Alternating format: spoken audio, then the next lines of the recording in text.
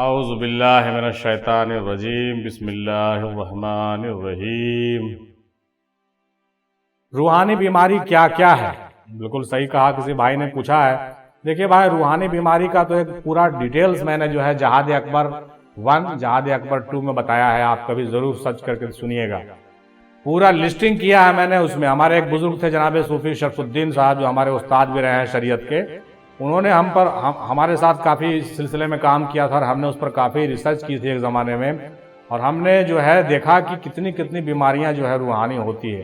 مطلب دل کی جتنی بھی بیماریاں ہیں وہ سب روحانی بیماری ہیں، ٹھیک ہے۔ روحانی بیماری کو لوگ کہتے ہیں کہ کسی کو جادو ٹونا کر دے، نہیں، وہ روحانی بیماری نہیں ہے، وہ تو کسی کا بد نظر ہے، وہ جو ہے کسی کی نحوست ہوتی ہے۔ روحانی بیماری تو وہ ہے جو آپ کے قلب میں پیدا ہوتی ہے، جیسے حسد ہے، بغض ہے، کینہ ہے، کپٹ ہے، غصہ ہے، لالچ ہے، یہ ساری روحانی بیماری ہے۔ تو ان بیماریوں سے لڑنے کے لیے ہمارے پیر اور بزرگ جو بتاتے ہیں، اس کا علاج جو بتاتے ہیں، ہم نے کافی تفصیل سے جہاد اکبر 1 اور جہاد 2 میں آپ کو بیان کیا ہے۔ آپ سنیے گا، سمجھیے گا کہ کس بیماری کا علاج کیا ہے، ٹھیک ہے، اور اس حساب سے پیروں کے بتائے ہوئے طریقے پہ آپ چلیں گے، اور ایک ایک چیز کو ختم کرنے میں آپ کو سالوں لگے گا۔ یہ مت سمجھیے کہ اتنا آسانی سے بیماری ٹھیک ہو جاتی ہے۔ اگر کوئی حسد نام کی بیماری آپ کے دل میں ہے تو وہ اتنا آسانی سے ٹھیک نہیں ہوگا، اس کے لیے بہت محنت کرنا پڑتا ہے۔ پھر اسی طریقے سے غصہ کی بیماری، لالچ کی بیماری بھی ترنت نہیں جاتی ہے، اور یہی وجہ ہے کہ ہم لوگ مرید تو ہو جاتے ہیں لیکن بیماری ہم لوگ پالے رہتے ہیں۔ بیماری جب تک نہیں جائے گا، نہ تو آپ کا محاسبہ ہوگا، نہ مراقبہ ہوگا، نہ مشاہدہ ہوگا۔ تو بیماری کا علاج کرنا ہوگا صاحب، ان روحانی بیماریوں کا علاج کیجئے اپنے پیر کی نگرانی میں۔ اسی لیے ہم نے حال ہی میں لکھا تھا کہ شفا خانہ مرشد جا وظیفے کی دوا لے، بیمار ہے تو دل کا علاج کرا لے۔ شفا خانہ مرشد جا وظیفے کی دوا لے، بیمار ہے تو دل کا علاج کرا لے۔ خوراک معرفت لے اور پرہیز تقویٰ، بفضل خدا جلد ہی تو شفا کو پالے۔ خوراک معرفت لے اور پرہیز تقویٰ، بفضل خدا جلد ہی تو شفا کو پالے۔ روحانیت کا کیا مطلب ہے صاحب، یہ بتائیے بھئی۔ روحانیت کا مطلب یہ ہے کہ آپ کا تعلق اللہ اور اللہ کے رسول سے جڑ جائے، یعنی آپ اپنے نفس کو پہچان لیں اور آپ کی روح تک آپ کی آشنائی ہو جائے، اور آپ کی روح الارواح سے متصل ہو جائے۔ میری بات سمجھ میں آ رہی ہوگی؟ روحانیت کا مطلب ہے کہ آپ کی روح الارواح سے متصل ہو جائے، اور آپ کی روح جو ہے عالم ارواح کی سیر کرنے لگے۔ یہی روحانیت ہے میرے بھائی۔ ابھی جو گفتگو آپ سن رہے ہیں، یہ ساری گفتگو روحانیت کو ترقی کرنے کے لیے ہی کی جاتی ہے۔ قلب کیسے زندہ ہوتا ہے میرے بھائی، بتائیے۔ واہ صاحب، کیا بات ہے، بہت چھوٹے چھوٹے سوال پوچھے ہیں مگر بڑا مزیدار پوچھ رہے ہیں۔ قلب زندہ ایمان سے ہوتا ہے میرے بھائی۔ جب آپ ایمان لائیں گے، یقین پیدا ہوگا آپ کے قلب کے اندر، تو قلب زندہ ہوگا۔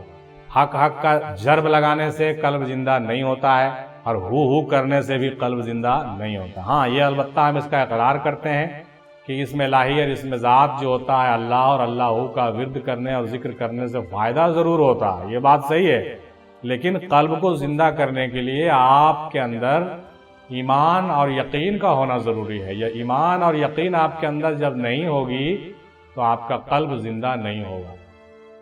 اسی لیے علامہ اقبال نے بہت اچھا کہا تھا، دل بیدار پیدا کر، نہ دل بیدار ہو جب تک، نہ تیری ضرب ہے کاری، نہ میری ضرب ہے کاری۔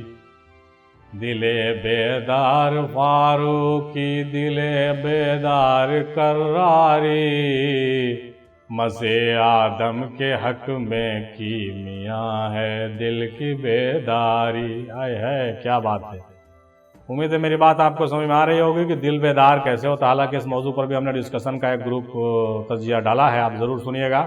دل کی بیداری، دل کی بیداری کے نام سے ہم نے ڈالا ہوا، آلریڈی ضرور تفصیلی بات اس پر سنیے گا۔ قلب کی بیداری کے لیے آپ جو ہے کیا کریں گے، ذکر کریں، ذکر میں منع نہیں ہے، سب سے پہلے بیعت حاصل کریں، اپنے پیر کے دیے ہوئے ذکر کو کریں، ایمان اور یقین کو بڑھائیں، ان کی صحبت میں بیٹھیں اور آگے بڑھیں۔ دھیرے دھیرے آگے بڑھیں گے تو وہ کیفیت پیدا ہونے لگے گی، دل زندہ ہونے لگے گا تو قلب بیدار ہو جائے گا میرے بھائی۔ یہ بہت عمدہ بات آپ نے پوچھی اور ہم نے آپ کو بتایا بھی۔ تو ضمیر کی آواز کیسے سنتا ہے؟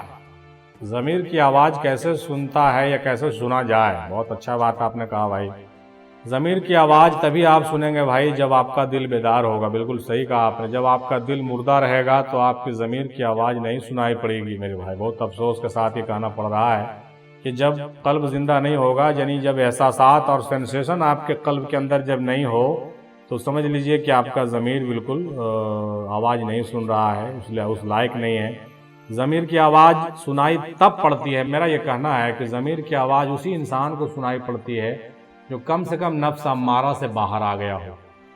جو آدمی نفس امارہ میں گرفتار ہو اور اپنی غلطی کو غلطی ہی نہیں مانتا ہو اور اپنی غلطی پر اڑا ہوا ہو، ڈٹا ہوا ہو، یقیناً وہ نفس امارہ کی صفت ہے، اس آدمی کو ضمیر کی آواز سنائی نہیں پڑے گی، کیونکہ وہ جو نفس امارہ ہے وہ بالکل تمام آنکھ، ناک، کان، قلب سب کو سیاہ کر دیتا ہے، وہ کوئی آواز دل کی سنائی نہیں پڑتی اس آدمی کو، تو یقیناً ضمیر کی آواز اس کو سنائی نہیں پڑے گی۔ لیکن کم سے کم جو نفس امارہ کو ذرا سا بھی زیر کر دیا ہو یا اس سے ذرا نکل گیا ہو، نفس ملہمہ والے جو لوگ ہوتے ہیں، تو اس کو کیا ہے کہ ضمیر کی آواز صاف صاف سنائی پڑتی ہے، ان کو غلطیوں کی بار بار احساس ہوتی ہے اور وہ بہت روتا ہے، وہ آدمی بہت پچھتاتا ہے، تو سمجھ لیجئے وہ آدمی کا ضمیر زندہ ہے۔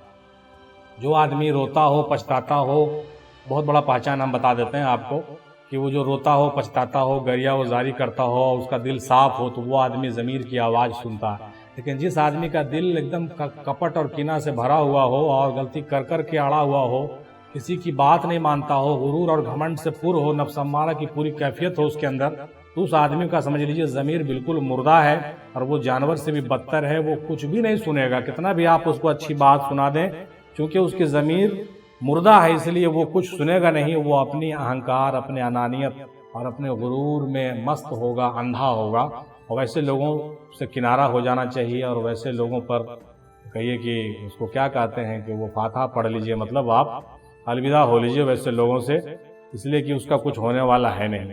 لیکن اللہ کی توفیق جس کو ہو جاتی ہے، جس پر اللہ کا کرم ہو جاتا ہے، اس کو اپنی غلطی دکھنے لگتی ہے اور وہ ترنت توبہ کرتا ہے، نادم ہوتا ہے۔ یہ بہت بڑی کرم ہے اللہ تعالیٰ کی، جس کو وہ اٹھانا چاہتا ہے، کھینچنا چاہتا ہے، اس کو ترنت اپنی غلطی دکھا دیتا ہے، سمجھ لیجیے کرم ہو گیا اس پر۔ جس کو اپنی غلطی دکھنے لگ گیا، سمجھ لیجیے اللہ کا کرم ہو گیا اس پر۔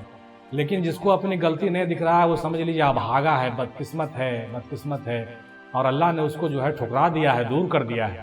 یہ پہچان بزرگوں نے بتایا ہے بھائی۔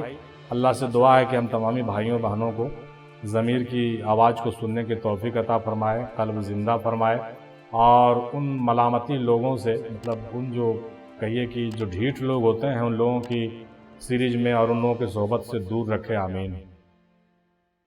بار امانت کیا ہے حضرت، پلیز فرمائیے۔ ارے بھائی، بار امانت کے بارے میں تو ہم نے پہلے بھی گفتگو کیا ہے۔ میرے سننے والے تمام بھائیوں سے گزارش ہم یہ کرتے ہیں کہ بھائی جو چھوٹے چھوٹے بات آپ لکھ کے بھیجتے ہیں، تو پہلے آپ لکھنے سے پہلے یہ سوچ لیا کریں کہ کیا اس موضوع پر میرا بیان موجود ہے کہ نہیں۔ آپ وہی سوال پوچھتے ہیں جس پر بیان ہم نے پہلے دے دیا ہے۔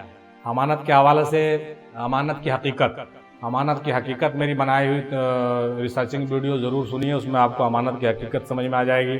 اور بار امانت کا ذکر اس میں ہم نے بہت تفصیل سے کیا ہے، تحقیق اور تفصیل سے کیا ہے کہ بار امانت کیا ہے، امانت کا بوجھ کیا ہے، وہ کون سا امانت ہے جس کو اللہ نے اپنے مخلوق کو دینا چاہا لیکن سب انکار کر گیا، لیکن آدم نے اس کو لے لیا، کیونکہ آدم کے اندر وہ صلاحیت تھی اور آدم ہی لے سکتا تھا۔ حقیقت یہ ہے کہ وہ امانت جو ہے اللہ کی توحید کی ہے، وہ امانت جو ہے اللہ کے عشق و محبت کی ہے، وہ امانت جو ہے صلاۃ و زکوٰۃ کی ہے، اللہ کی پہچان کی ہے، جو بہت گرا تھا۔ یہ امانت بہت بھاری تھا اور سب لوگ اس کو اس عرفان اور معرفت کے امانت کو، اس صلاۃ و زکوٰۃ اور عشق و محبت کے امانت کو، اور اس غم و اندوہ کے اس بھاری امانت کو اٹھانے کے لائق کوئی نہیں تھا، کوئی مخلوق کے اندر یہ تاب نہیں تھی۔ تو حضرت آدم صفی اللہ علیہ الصلوۃ والسلام نے اس کو اٹھا لیا، اور اس کے پیچھے جو راز تھی اگر ہم سے پوچھیے تو یہ پوچھ لیجئے کہ اس آدم کے اندر، اس برزخ آدم میں جو موجود تھا، وہ بذات خود ذات باری تعالیٰ خود تھا اور اپنی امانت کو اٹھانے والا وہ خود تھا، اور آج بھی وہ اپنی امانت کو خود ہی اٹھائے ہوئے ہے۔ اسی لیے آدم نے کہا کہ میں اٹھاؤں گا تیرے بار کو، کون اٹھائے گا کون اٹھائے گا، میرے عشق و حسن کے بار کو کون اٹھائے گا کون اٹھائے گا۔ امید ہے میری بات سمجھ میں آ گئی ہوگی بھائی۔ زیادہ تفصیل کے لیے امانت کی حقیقت ویڈیو کو دیکھیں، سنیں، سمجھیں اور میرے لیے دعا کریں بھائی، ٹھیک ہے۔ خلافت میں خرقے کی حقیقت بتائیے بھائی جان۔ خلافت کے موضوع پر بھی ہم نے پہلے گفتگو کیا ہے، خلافت کے حوالے سے بہت ساری باتیں ہوئی ہے، اور جو جبہ اور وہ جو دستار ہے اور وہ جو احرام ہے، اس پر بھی ہم نے پہلے بہت بات کیا ہے۔ خلافت اور خرقے، دیکھیے بھائی، خلافت جو ہے، خلافت کا حقدار وہی ہوتا ہے جو بار امانت کو سمجھنے اور اٹھانے کے لائق ہو جاتا ہے۔ جو اپنے پیر کے امانت کو اٹھانے والا ہے وہی خلیفہ بننے کا حقدار ہے، ورنہ کوئی نہیں۔ سب سے پہلی بات تو یہ، اور دوسری بات یہ ہے کہ وہ خرقہ جو دیا جاتا ہے وہ ایک لباس، وہ جو لباس محمدی ہے، اس کو پہننے کا بھی حقدار وہی ہے جو اس لائق ہو جاتا ہے، جو یقیناً بار امانت کو اٹھانے لائق ہو جاتا ہے، اور جو یقیناً برزخ آدم کی صورت ہوتا ہے۔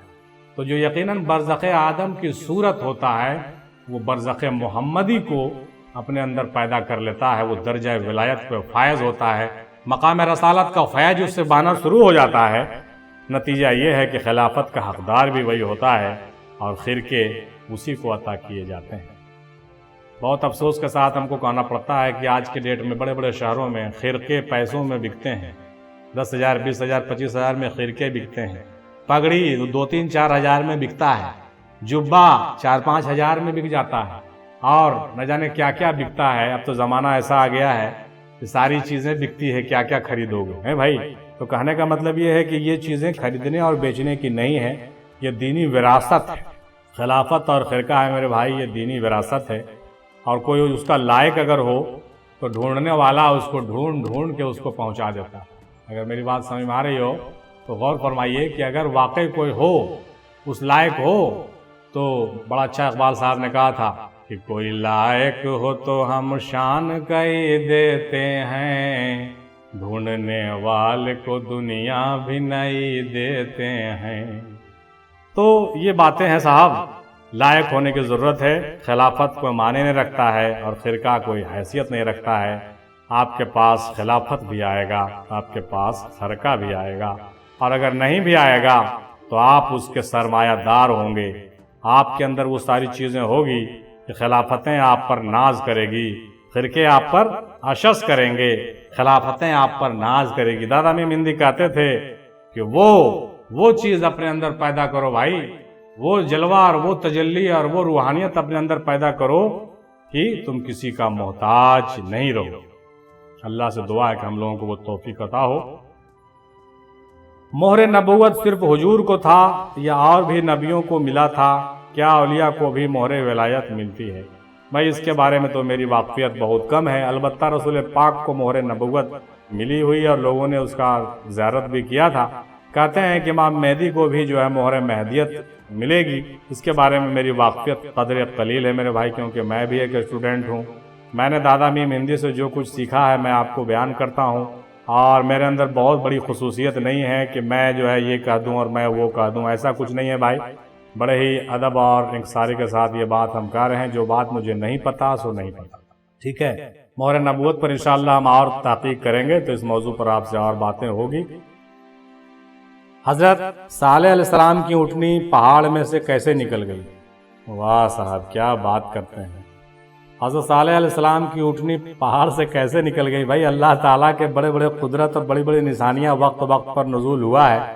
اب آپ پوچھئے کہ چاند کے 2 ٹکڑے کیسے ہو گئے، تو یہ تو کوئی معنی نہیں ہوا۔ اللہ کی کرامت اور ان کی قدرت ہے۔ ایک بات نوٹ کر لیجئے کہ اللہ تعالیٰ پہلے جب نبیوں کو بھیجا کرتا تھا بہت سارے جو ہے ان لوگوں کو معجزہ دے کر کے بھیجا جاتا تھا، تو معجزہ اور کرامات سے ان لوگوں کو بھیجا جاتا تھا، اور اپنے قوم میں جا کر کے وہ کبھی اونٹنی پیدا کرتے تھے، تو کبھی چشمے سے پانی نکال دیتے تھے، تو کبھی دریا پھٹ جایا کرتا تھا، تو کبھی لاٹھی جو ہے اژدہا بن جاتا تھا، وغیرہ وغیرہ مختلف معجزے تمام انبیاؤں نے دکھائے ہیں، تو یہ اللہ کی قدرت تھی کہ وہ لوگوں کو اپنے طرف مائل کرنا چاہتا تھا، ایمان والا بنانا چاہتا تھا۔ اسی لیے اللہ کی قدرت ہے، جب چاہے کوئی چیز وہ معجزے کی صورت میں ظاہر کر دے۔ تو انبیاء کا زمانہ تو گزر گیا میرے بھائی، اب اولیاء کا زمانہ آیا۔ تو اولیاء کو بھی اللہ تعالیٰ نے بڑے بڑے کرامات سے نوازا ہے، آپ ضرور جانتے ہوں گے، پڑھے ہوں گے، کتابوں میں بھی سنے بھی ہوں گے، بلکہ آنکھوں سے بھی دیکھے ہوں گے۔ تو کرامات اور معجزہ ہے یہ سب چیزیں ہو جانا، یہ کوئی حیرت کی بات مت سمجھیے اس کو۔ اس سے یہ سمجھنا چاہیے کہ انسان کو ایمان لانا ہے، ٹھیک ہے؟ ایمان ان نبیوں پر لائیے، اللہ پر لائیے، نبیوں پر لائیے، رسول پر لائیے، اور موجودہ جو ولی ہو اگر واقعی وہ کوئی برزخ آدم کی حیثیت رکھنے والا، برزخ محمدی والا کوئی ولی ہو، نائب رسول ہو، تو ان سے کرامت صادر ہو یا نہ ہو، آپ کو ضرور ایمان لانا چاہیے اور ان کی صحبت میں بیٹھنا چاہیے میرے بھائی، میرا یہ مشورہ ہے۔ اور اونٹ اور پہاڑ کے چکر میں زیادہ پریشان مت ہوئیے۔